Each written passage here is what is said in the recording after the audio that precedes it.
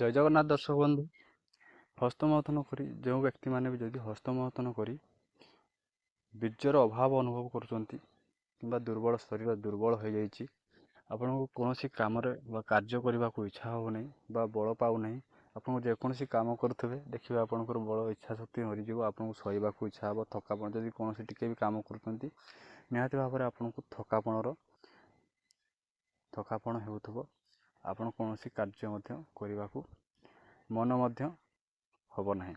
जदि आपण हाथ में यहपरी होता है ताहले आपण भिडियोटी रहा भिडियोटी को शेष पर्यटन देखूँ जदि कौन नारी मानक रही नारी मैंने जदि कौन यौन समस्यार जंत्रणा आप ऋतुस्राव समय कौन जदि जंत्रणा होता है ताहा उपकार हम ये गचर पत्रटी आपण जदि आपणकर कौन मासिक समस्या रही था ताहले आपण ये पत्रटी को सेवन कले निहाती भाव में आपंकर समस्यार दूर हम भिडियोटी को आप शेष पर्यटन देखिले किपरि आप व्यवहार करेंगे कौन पर आपन विभिन्न प्रकार रोग रही कौ रोग आपंकर किपरि आप व्यवहार करेंगे आप सेवन करेंगे ताहा आपको कहीदे भिडियोटी को आप शेष पर्यंत देखूँ। प्रथम जाना आम केश झड़वा विषय देखो ये पिजुड़ी पत्रटी आपंकर बहुत उपकार रही मुझे आपको किछिटा कहि आपन को ठीक अच्छे जदि आपको भल लगे ताले कमेंट बॉक्स रे कमेंट करेंगे मु निहाती भाव में आउ अनेक रही गुण पिजुड़ी पत्र मुझे वीडियो आपको अपलोड कर दिए। प्रथम देखो जदि आपंकर केश झड़ुची ताहले आप गोटे काम करेंगे 4टी पिजुड़ी पत्र ने कणिया पत्र ने सब बड़े जेकोसी आपको कहि ए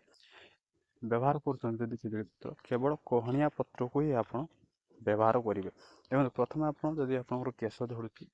केश झड़ापी आपको प्रथम 4टी पिजुड़ी पत्र नापी पड़े ताको आप भल भाव में बाटी दिंतु ठीक अच्छे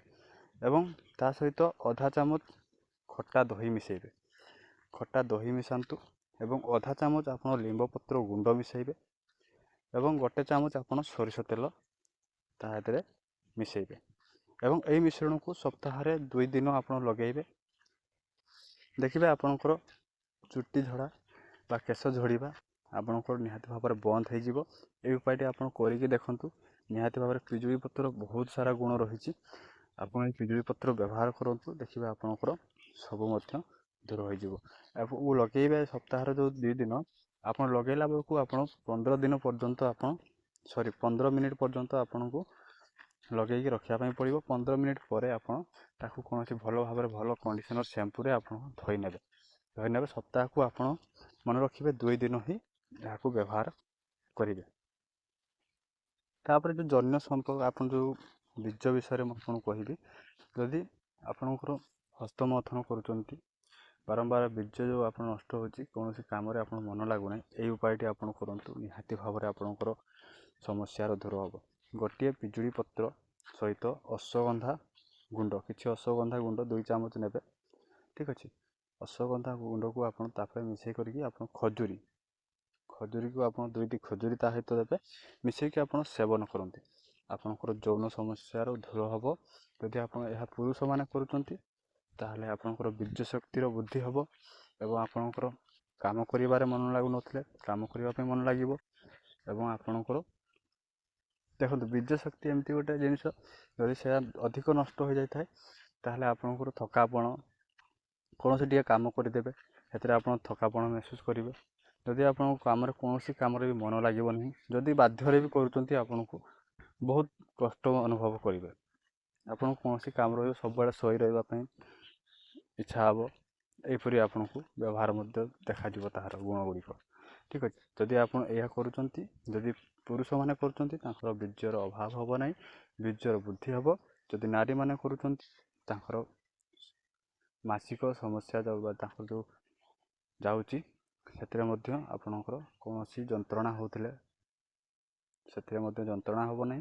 जदि कौन पीरियड सप्ताह होनी आप जदि खाऊँ निहाती भाव में आपणकर क्लीयर हम एवं आपणकर भल भाव में सब समस्या दूर हम निहाती भाव में आप सेवन करूँ देखिए आप सेवन करूँ 15 दिन पर्यंत आप सेवन करेंगे कमेंट बॉक्स को आसिक आप कमेंट करेंगे आगु मुझे कहूनी कमेंट करो बोली आप प्रथम व्यवहार करूँ आसिक आप निजे निज मतामत देवे। ତିନିଟା, ଯଦି ଆପଣଙ୍କର ଶରୀରରେ ରକ୍ତ ଅଭାବ ଥାଏ, କେଉଁ ବ୍ୟକ୍ତିଙ୍କର ଯଦି ରକ୍ତର ଅଭାବ ରହୁଥାଏ, ଠିକ୍ ଅଛି, ସେଇ ବ୍ୟକ୍ତିମାନେ କ'ଣ କରିବେ, ଆପଣଙ୍କୁ ସପ୍ତାହକୁ 3 ଥର ସେ ପିଜୁଳି ପତ୍ରକୁ ସେବନ କରିବେ। କହଣିଆ ପତ୍ରକୁ ମୁଁ ଆପଣଙ୍କୁ ପ୍ରଥମେ ଯେମିତି କହିଲି, କହଣିଆ ପତ୍ରକୁ ହିଁ ସେବନ କରିବେ, ଠିକ୍ ଅଛି। କହଣିଆ ପତ୍ରରେ ବହୁତ ଗୁଣ ଥାଏ ତା'ର ପିଜୁଳି ପତ୍ରରେ, ସେଥିପାଇଁ ତାହାକୁ ହିଁ ବ୍ୟବହାର କରିବେ। କହଣିଆ ପତ୍ରକୁ ଆପଣଙ୍କୁ 3 ଦିନ, ଆପଣଙ୍କୁ ସପ୍ତାହରେ 3 ଦିନ ଆପଣ ତାକୁ ସେବନ କରନ୍ତୁ। ଯଦି ଆପଣଙ୍କର ରକ୍ତର ଅଭାବ ଥାଏ,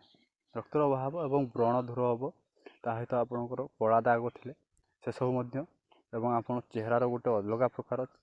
ଚମକ ଆସିଯିବ ସେଥିରେ ମଧ୍ୟ, ଆପଣ ଯଦି ବ୍ୟବହାର କରୁଛନ୍ତି ସପ୍ତାହକୁ 3 ଦିନ। ଯେଉଁମାନେ ବ୍ରଣ ଅଛି ମଧ୍ୟ, ବା ବ୍ରଣ ମୁହଁରେ ବ୍ରଣ ହୋଇସାରିଛି,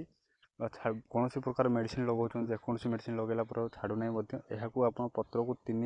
ସପ୍ତାହରେ 3 ଦିନ ଖାଆନ୍ତୁ। ପ୍ରତ୍ୟେକ ସପ୍ତାହ ଦେଖିବେ ଆପଣଙ୍କର ବ୍ରଣ ମଧ୍ୟ ଆପେ ଆପେ କୁଆଡ଼େ ଉଭା ହେଇଯିବ, ଆପଣ ମଧ୍ୟ ଜାଣିପାରିବେ ନାହିଁ, ଠିକ୍ ଅଛି। ତାପରେ ଆପଣ ଯଦି ଆପଣଙ୍କର ମୋଟାପଣ ପାଇଁ କୌଣସି ବ୍ୟକ୍ତି ଚିନ୍ତାରେ ଥାଏ, ବା କୌଣସି ମେଡ଼ିସିନ୍ ଖାଉଛି ତଥାପି ମୋଟାପଣର ଅଭାବ ଦୂର ହୋଇପାରୁନି, ତାହେଲେ ଆପଣଙ୍କର ଏହି ଉପାୟଟି ଆପଣ କରି ରଖନ୍ତୁ। ଗୋଟିଏ ଉପାୟ ହେଉଛି ଆପଣ ମୁଁ କହୁଛି, ତାହା ଦେଖନ୍ତୁ, ଆପଣ ଗୋଟିଏ ପିଜୁଳି ପତ୍ର ନେବେ, ତା ସହିତ ଆପଣଙ୍କର ଅଶ୍ୱଗନ୍ଧା ପତ୍ର ଗୋଟିଏ ଆଣିବା ପାଇଁ ପଡ଼ିବ,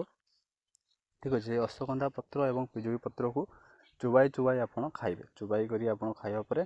ତା ସହିତ ଆପଣ କିଛି ଉଷୁମ ପାଣି ନେବେ, ଉଷୁମ ପାଣି ସହିତ କିଛି ମହୁ ମିଶାଇବେ। ମହୁ ମିଶାଇ ଆପଣ ଯଦି ସେବନ କରୁଛନ୍ତି, ସପ୍ତାହରେ ଆପଣ 4 ରୁ 5 ଦିନ ସେଟା କରିପାରିବେ ବା ସେବନ କରିପାରିବେ। କରନ୍ତୁ, ଦେଖିବେ ଆପଣ ନିହାତି ଭାବରେ ଆପଣଙ୍କର